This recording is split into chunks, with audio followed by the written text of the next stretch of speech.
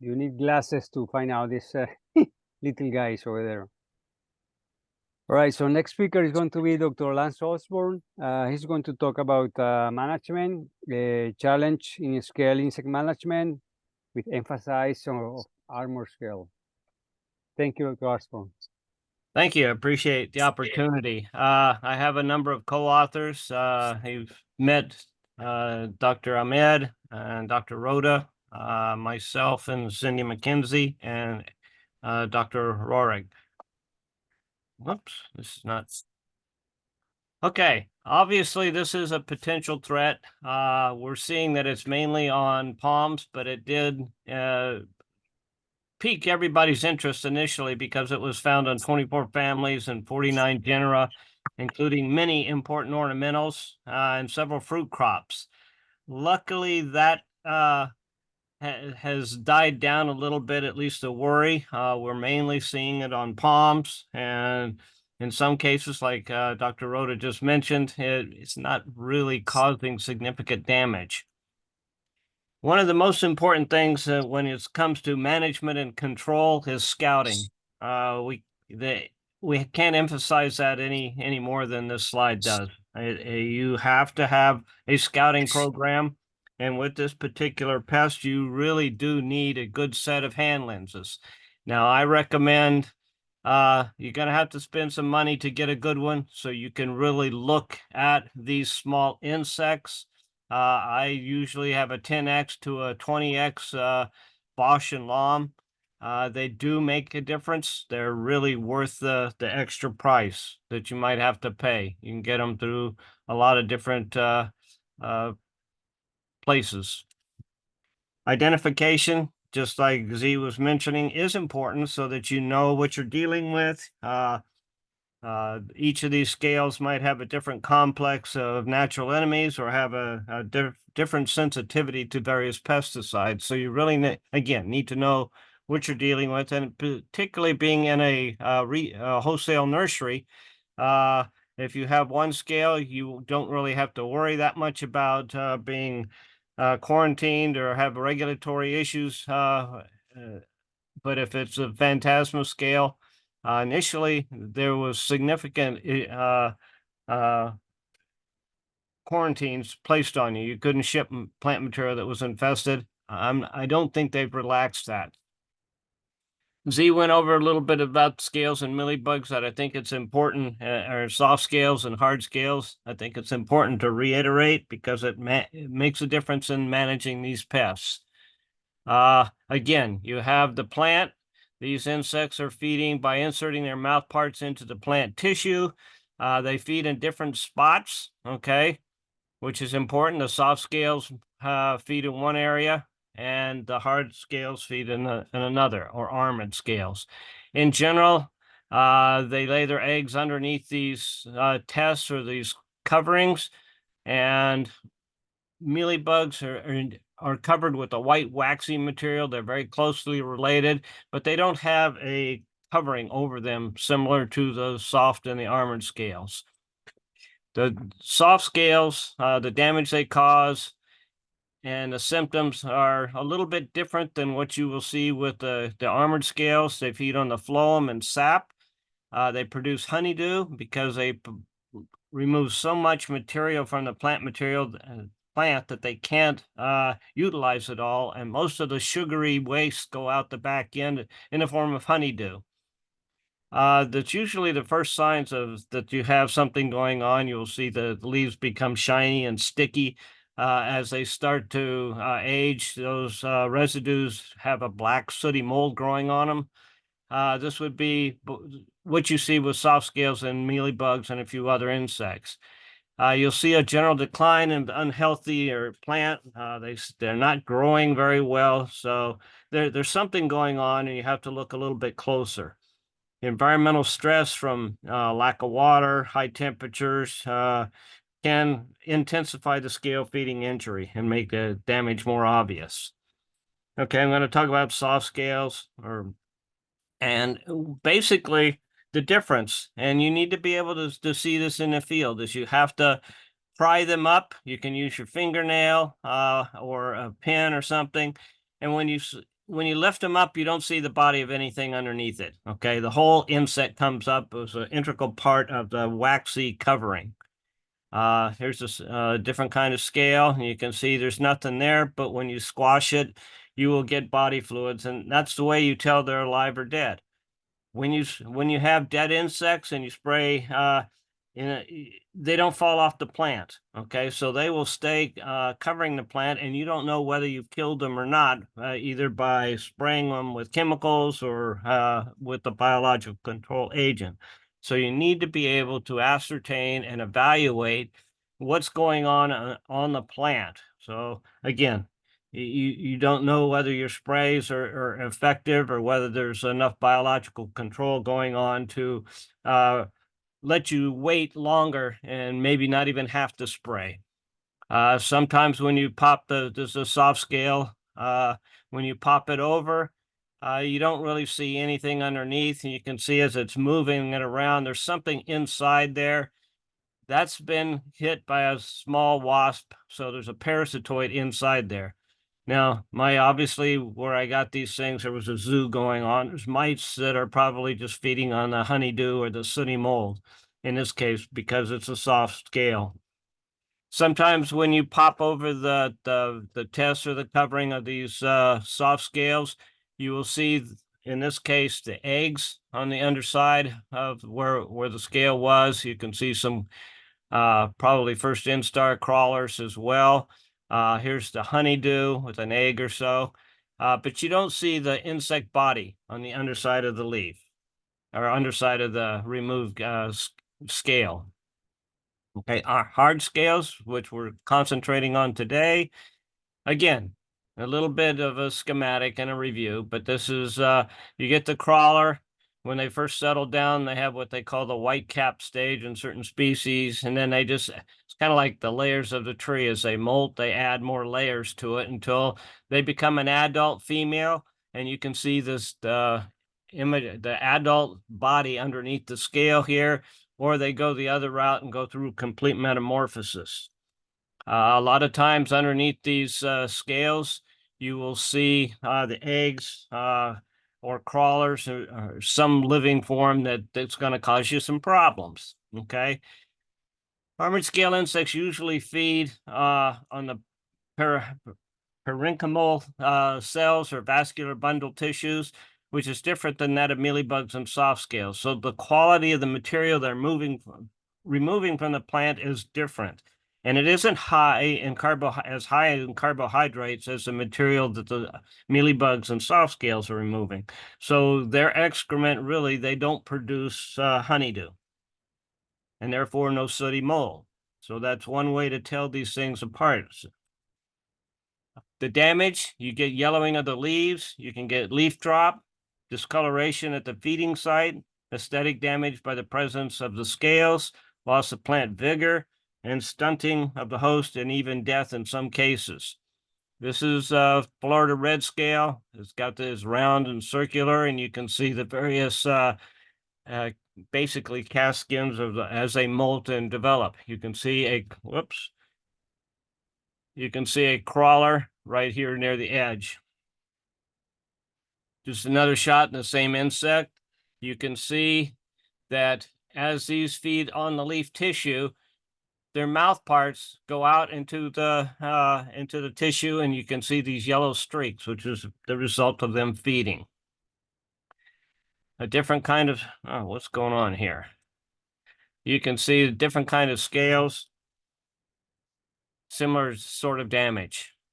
This is a Florida red scale with the tests or the covering removed, and the body, I'm sorry, my mouse is a little too sensitive. The body is not removed when you remove the test or the covering. It's left on the scale, on the leaf surface rather. So when you pop them over, you're going to see a big, healthy, light colored body of the female underneath, and some crawlers running around. Okay.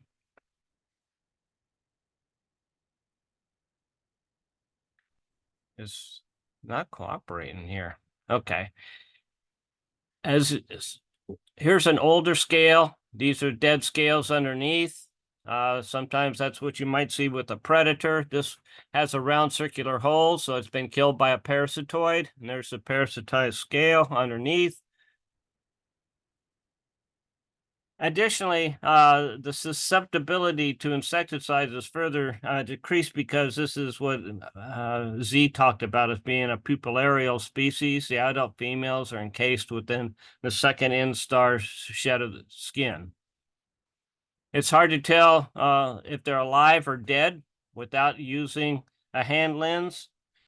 Some people just use their fingernail or something hard to scrape along the leaf surface to see whether or not the scales have, when you kill them or squash them, you will get body fluid. So again, it's not, the most aesthetic thing to have to be doing, but you have to squash a few of them to determine whether they're alive or dead.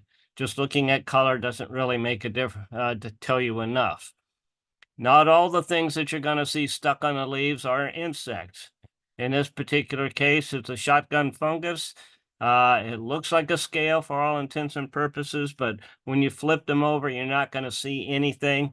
And the bottom of the little glob that you plop off the leaf is very smooth and glassy, or takes on the texture of the leaf. Again, of the shotgun fungus. Okay, management from chemicals. It's difficult to get coverage. That's been mentioned a number of times today.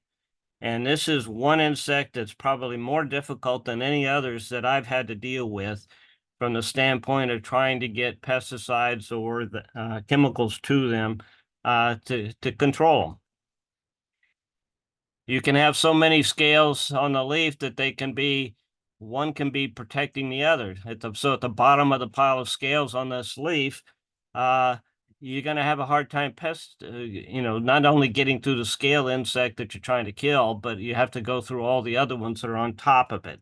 So a contact insecticide is going to miss the ones that are on bottom of this pile that may not even be feeding it at this point in time.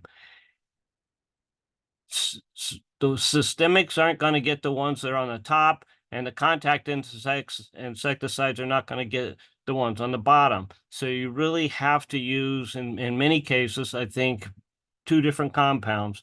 One that's a systemic and one that's a contact insecticide. Another thing we saw in South Florida is going around and looking at the infestations is there's certain places where it's going to be extremely difficult to even spray the plants. No matter, even if they were easy to locate and get the chemical to, you're not going to really want to be spraying chemicals where you're going to get the pesticide onto the windows of the, in this case, a hotel, and these are air conditioning systems. You're going to possibly damage the paint or leave a residue on the paint. Obviously, this has an insect, a piercing, sucking insect, or something that's producing honeydew and therefore sooty mold, probably whiteflies. Okay, not only do you have to worry about the building, but getting pesticides onto the cars and the other things that are underneath these trees can be a deciding factor whether you're going to even be able to spray. Sometimes we have palms that are infested. In this case, there's a table where people are eating. And so you're going to have to worry about chemical residue on those types of surfaces as well. Another shot of the same area, but it happens to be looking the other direction, and you can see that you have a pool, and you don't want, obviously, the pesticides to get in there as well. One of the things that's limiting some of the control tactics that we've been mentioning, and the ones that we espouse as being probably a good idea to try to implement, such as using oils, is difficult, and some people are worried about phytotoxicity. Spraying the palm with an oil and then having the oil drip or get onto contaminating the foliage below. They're worried about phytotoxicity of the other plants in the area. And this is limited what a lot of people have been using, and they're afraid to use oil, even though it shows to be probably one of the more effective materials that we have for controlling scales. again, an understory, we've got a number of different plants here at the bottom, and the applicator was afraid to treat because of the chemical getting on and maybe causing damage to all the understory. Why are these things so hard to control? We've mentioned a few times, okay, their susceptibility is decreased because of the extra skin. So they're protected by where they live. So they're living in the folds of the leaf, like Z mentioned, where the leaflets may fold over. They hide in there, so you have to get it through the leaf to get it to the insect. Okay, they may be covered by their own other relatives or other scales. They're covered by their 2 layers of cast skins. And finally, they have this extra covering of their own adult skin. So there's like 3 different layers of insect cuticle that they have to get chemicals through, which is not, a spider mite, a white fly. We don't have nearly the level of protection of those particular pests. Okay, the typical pesticide disclaimer, all pesticides must be applied in strict accordance, labels the law. We have a number of different things available, and we use these tools to help generate what our best guess scenario might be for an invasive species such as this particular pest. When it first arrived, nobody had ever seen it. We had no clue what to use to manage this particular insect. So we went to such references as the one in this case is IR4. They pay for scientists all over the country to evaluate chemicals on particular groups of insects. In this case, they've done a report on scale efficacy. And so this is a report from June 29th, 2023. And it's 100 some odd pages worth of data, 163, on how to what these various chemicals do to a number of different insects. Okay, so efficacy trials on soft scales. There's efficacy trials on a number of different hard scales. And some of the data and some of the recommendations that we use to help figure out how to manage this particular pest were based on the T scale, which is, like Z said, in the same genus as the Phantasma scale. So we went and looked at the data, what was working on T scale and some other closely related scales to get a ballpark figure of what we might want to use in order to manage this particular pest. When you go to these data, I mean, it is very, very difficult to figure out what to recommend because there's lots of different chemicals. And one study, 1 day, 1 week, or 1 month will, with the same insects, the same chemical, and the same scientists running it, it might be effective, but in the next trial, it wasn't effective. And so it's very hard to interpret some of these data, okay? Let's see, get back out of here. All these data are available. If you want to go through it, you can email me. We can give that information at the end of the talk. Dr. Ahmed and other cooperators have also put together, which is on the Phantasma Scale website. And if you do a Google search for Phantasma Scale, the website will pop up. So Dr. McKenzie, Dr. Ahmed, myself put together basically a chemical control plan, and we haven't seen much change. Need to get rid of this. I don't know how to get rid of this. There we go. It talks a little bit about the biology and the difficulty of of trying to manage this particular pest, what kind of issues you might have. Gives you a reference of the 2020 version of the chemical control studies, and we're up to 2023 now. We have some, again, links to them on the website. And at the end of the day, we put together kind of our best guess what we think are the possibly some of the I need to make this smaller, don't I? Well, we have these various chemicals. All the chemicals that we put in this section are the efficacy values for other scales related was about 80%, okay, and legal to use in landscape ornamentals. So we talk about TriStar both as a spray, foliar spray, and two different formulations. Again, these were materials that you could get about 80%. There's Dinotefuran, Safari as a foliar spray as in a drench. Okay. We have some other materials in here that are somewhat safe on natural enemies in other systems, such as Distance, I think Ventigra, Talus, and then some of these oils, okay, are safer on the natural enemies. If you're concerned about natural enemies and wanting to conserve them, you will notice that we have not put a single synthetic pyrethroid in this listing. One is because they're extremely toxic to natural enemies and they can have a residual activity for months. And second of all, nobody found them particularly effective in many of these studies. Okay.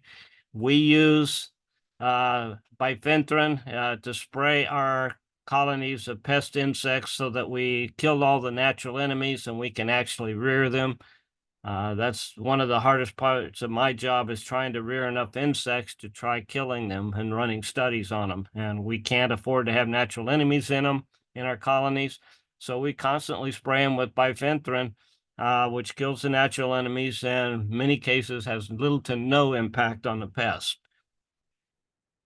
Sulfoil X is one that a lot of people have been using and have reported good results without causing any kind of phytotoxicity.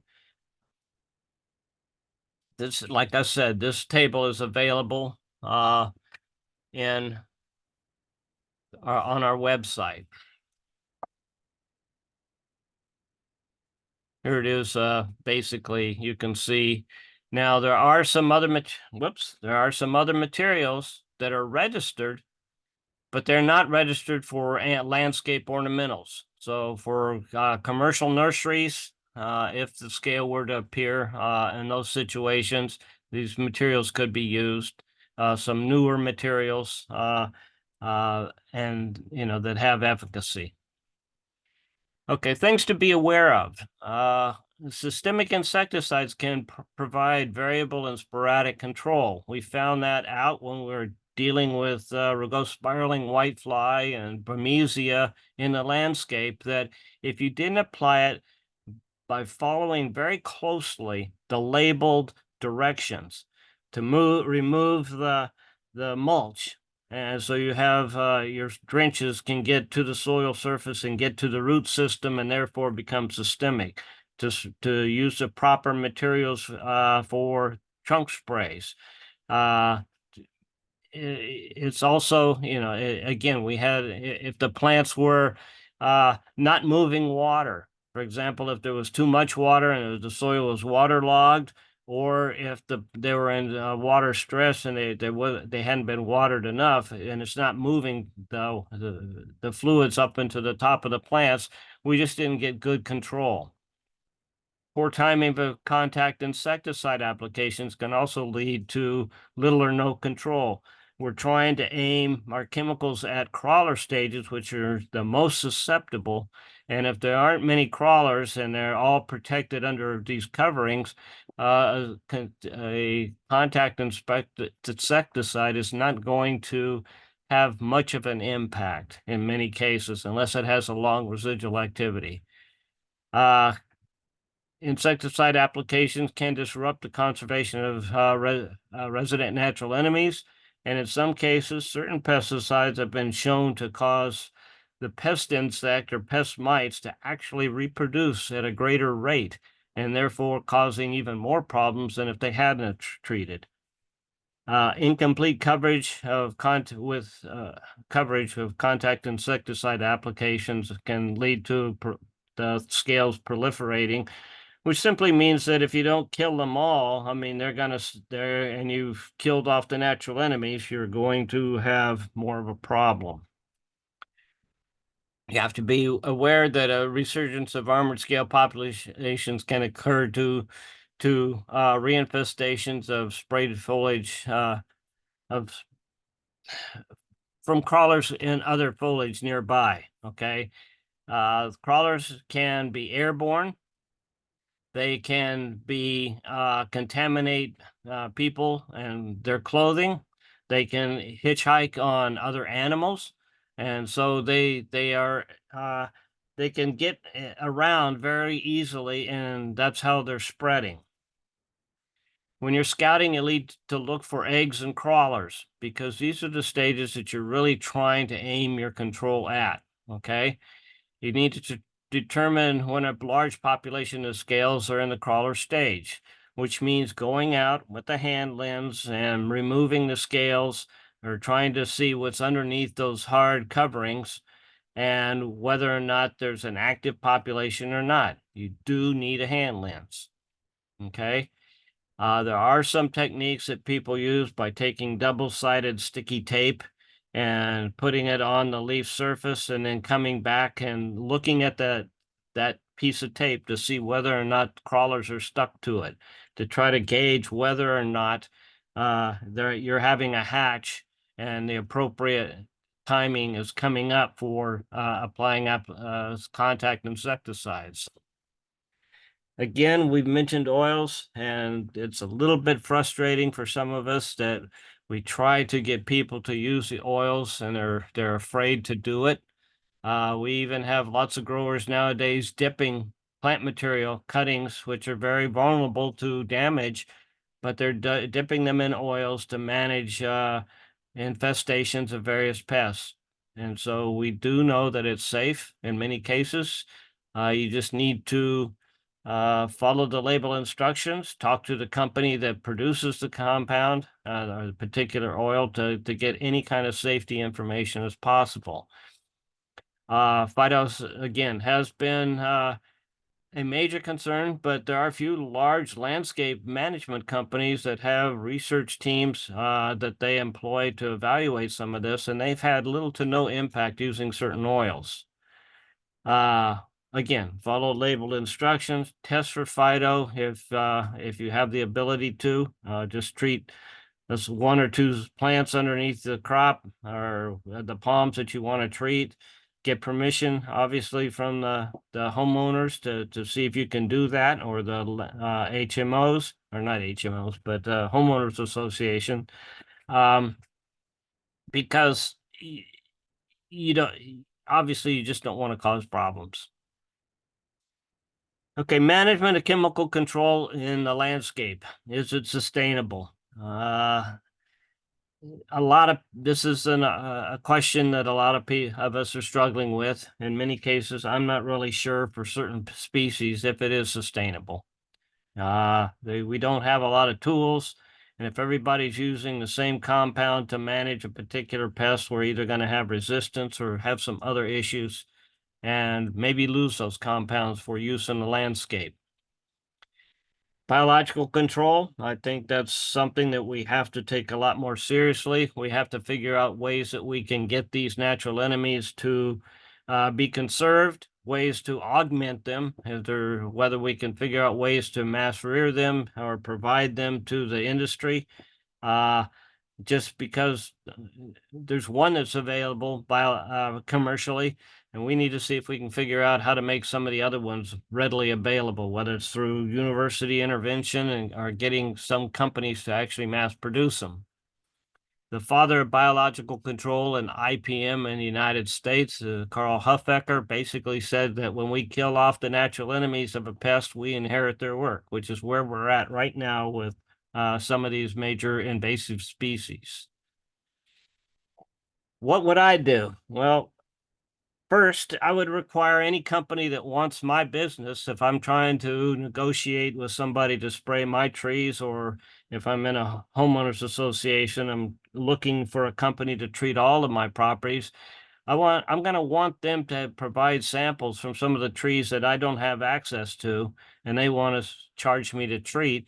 I want them to provide material, as outlined in the next few slides, material for me to look at as well. The number and selection of samples would be at my discretion. So we want them to, okay, take some leaves from the more heavily infested to see whether the population's even alive, or whether those are all dead scales from a previous application. We want to be able to evaluate the tree. Is the tree unsightly?